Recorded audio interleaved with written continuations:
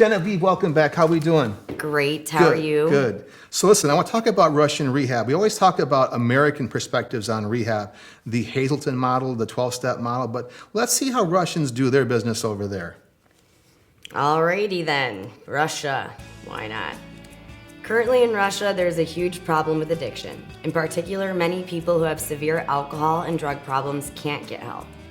Ever the embracers of the free market, Russian doctors have seen a global opportunity to exploit capitalism, make some money, and stop addicts from using. Here's how their method works. Keep in mind, they don't have the same medical, moral constraints and scruples that we have in the US. Oh boy, so they have no rules, no moral constraints. So basically, we were taught in graduate school, if a kid is adopted from Russia or from Native American reservation, they should be assumed to have fetal alcohol syndrome unless the kid can prove otherwise. That's how bad the problem is over there. All right, next paragraph. Okay, so there is a new pill that has been recently invented. It's gone through all the required clinical testing and is now determined to be 100% safe, effective, and with no side effects. It's reasonably priced, the cost is only $1, and if you take this pill, you will never, ever want to get high again for the rest of your life. Magic rehab pill. Yeah. Never, not once. You'll not and cannot get high or drunk after taking this pill. So, do you want it? Come on, raise your hand now if you're willing to take it. So deep questions. So we're to Brighton Hospital. I would have been like. But watch this though. At Brighton Hospital, I was trying to figure out who's who, right? So I'm in the auditorium over there, and we got about 70 people, and it's the morning group. And I say, hey everybody, I pull out an aspirin pill. I got this new magical pill to try to figure out who's serious and who's not, right? Please raise your hand if you want to never ever get high the rest of your life. And so you're awesome because you raised your hand. But do you want to guess what percentage of the room raised their hand to want to never ever get high the rest of their life in an inpatient rehab setting? We're all diagnosed with a real drug problem. And we're in an AM session, right? Right? AM session? Yeah. So I've been to rehab 5 times, so I'm really putting myself in the moment. Yeah. I'm gonna guess that 20% raised their hand. You're being too tough. Half the group raised their hand. So 50% of the people that are in rehab want to be sober forever. No, but watch this. But half of them don't. Please continue. Mm-hmm. All right, what about a pill that does the same but only lasts for a year? I'm a compromiser. Some of the kids are 19 years old, right? Okay. They haven't had their fair share of alcohol, drugs, and heroin. And so how about just 1 year to get your parents off your back? Do you want to guess what percentage raised their hand to be sober for at least 1 year? 60. You're almost there. 75%. I'm hard on this. Which means that 25% of people in rehab don't even want to be sober for 1 year. Whoa. It's scary. There's that fear. I'll never, in the biggest emergency, right, or when I really need to control my feelings. Right, and commitment. Scary, super scary. What's the other side going to be like? Please continue. All right. Like engage? Well, I can gauge how serious anyone is about getting sober by their response to those questions. Regardless, let's continue. Let's do it. Antabuse. I love that drug.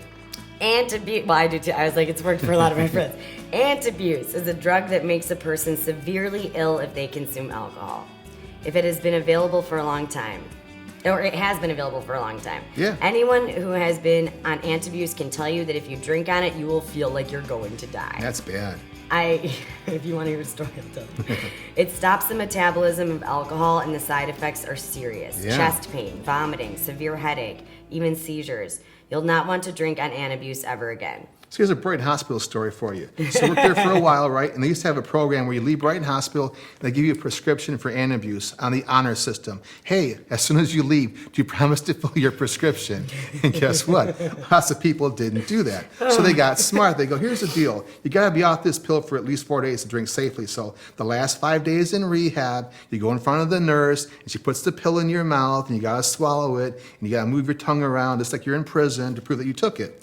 Well, one of my guys who was in Brighton Hospital on the second time was told by his wife, you can't come home unless you're on Antabuse because he already came home and crashed and burned. May I ask you something? Yeah. Is my story the one you told me about the broccoli? Is this the broccoli story? No, it's a different story. Okay. Yeah. Continue. All right. So this guy was very, very angry because he did not want to be on Antabuse because he felt it was a crutch.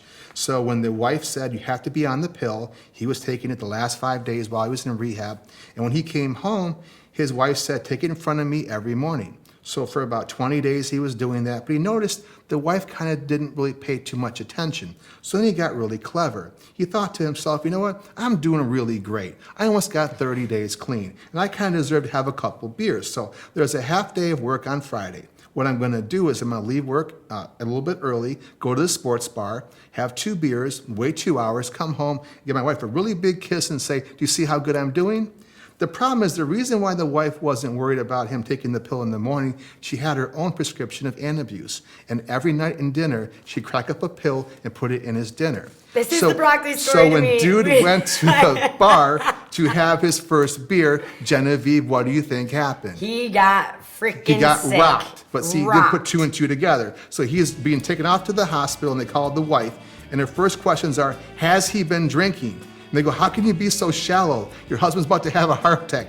She goes to the hospital room. She goes, hey, buddy, have you been drinking? And the man says to his wife, is it all you care about? I'm about to die here of a heart attack. Victim. She goes, no, because I put Antabuse in your dinner.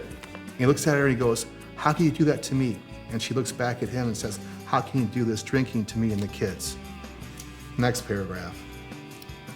So Man. in Russia. I've told people that story, and it is your story. I don't my know why I God. said broccoli, but it's like, There you you know, go. dinner and breakfast. That's okay? some bad broccoli. There you Yeah. go. So in Russia. So in Russia, doctors have a permanent way of stopping a person from drinking. For $1,000, you can go to the special clinic where they will put an addict, an alcoholic, on an operating table surrounded by 2 doctors and a couple of nurses. Yeah, very dramatic. Yeah. Especially if there's a really large room. Yeah. They have an IV in the patient, and there's a heart monitor beeping away. Here's what they do. They run an IV of Antabuse through the veins. Then they tell the addict that they've been injected with a drug that will cause them to die if they drink or use drugs ever again. Wow. In order to convince the person, they offer them a half shot of vodka. After sipping the vodka, the addict begins to vomit severely, flush red, and feels like they're having a heart attack. The medical team goes into full alert and puts the paddles on the chest, acts like the patient is about to die, and convinces the person, if you use again, your relapse will be fatal. Yeah, and by the way, in that moment, that becomes real. If I was to say, Genevieve, we just gave you a pill just now, and for the rest of your life, you can't get high, you're gonna die, and you go like, yeah, Raj. I used anyways. I did try that in real life. You But know that pill's not gonna you kill know me, this. right? But if I put you on a table, right, and Oh, yeah, and that's I run an dramatic. IV, and you're like, oh my God, this crazy man just gave me something that's gonna ruin my life. Well, I we can never need to get know, high right? again, right? We can never get high, but don't we need to burn ourselves on the stove a million right. times? Yes, Like it's to realize that it's insane how hot. much I connected this story. Okay. Let's do accordingly. Accordingly, most people after treatment don't drink or use drugs. Magical. Sorry to laugh at that, but it's like, they've been conditioned and convinced that drinking or using will kill them. Right. They truly believe it. Yes, they do. They've seen their own reaction. They don't want to die. No. They are terrified of relapsing. Interestingly, many of the patients in a year's time do very well. Do very well, not do just well, very well. Very Okay. well. They improve their relationships of family, get better jobs, get better health, get more education, and begin to thrive. Surprisingly, a new return back to the clinic. See what additional help. Why would they want additional help? Please continue. So a person with over a year sober goes back to the doctor and says, "Thank you for all your help and you've given me. My life is completely turned around. My wife is happy, my family is proud, and I feel so much better. Okay. I have more self-esteem than ever, and I become truly grateful for what your staff has done for me. But I've been thinking, Oh boy. New Year's Eve is coming up, and I would love to have a couple drinks to celebrate with my friends. My life has changed. I want to enjoy a little buzz, and I'm willing to pay. How much does it cost to have an antidote to the drug that you're giving me so that I can party again?" Right. And so what does Doc do? The doctor grabs his chin and says, "After all you've been through in the past, do you really want to have a few more drinks?" So it's really like, after Yeah. all you've been through in the past, do you Yeah. really want to have a few more drinks? Right, right. And what does dude say? Yes, please, I deserve it. Yes, please, I deserve it. I've earned it. Right? Okay, the cost is stop getting high. The cost to stop getting high is $1,000. Reasonable, reasonable. However, the cost to have it removed and get high again is $100,000. Unreasonable. Okay, who do I make the check out to? You're kidding me. They were shocked because when it did to people in Russia, they could not believe anyone actually would come back. And when they did, they tried to play a little money game. Well, here's the deal. The antidote is available, but it's just so pricey. And they'd throw a number out like $100,000. And instead of a person being dissuaded, they would be like, okay, I can get a loan on that. How about a credit card? You know, Oh, you'll do anything. How about I mortgage my house? And that's the crazy thing about addiction is that once all the consequences go away, right? We don't see the reality of like what the real problem was. The reason why you had all those problems was because of drinking and drugs. The reason all those problems are all gone is because you stopped drinking and doing drugs. Well, yeah, that little voice in our addict mind says, oh, I've been doing good for so long. It's okay. I can handle it now. Yeah. And how many times it takes you, that's up to you. Right? That's right. Somebody said I went to rehab 24 times, but not 25. I love that because I'm not ashamed. 5 times. One hand on it. That's right. You're a miracle today. Yeah. Thanks, Genevieve. You're welcome. It's my pleasure.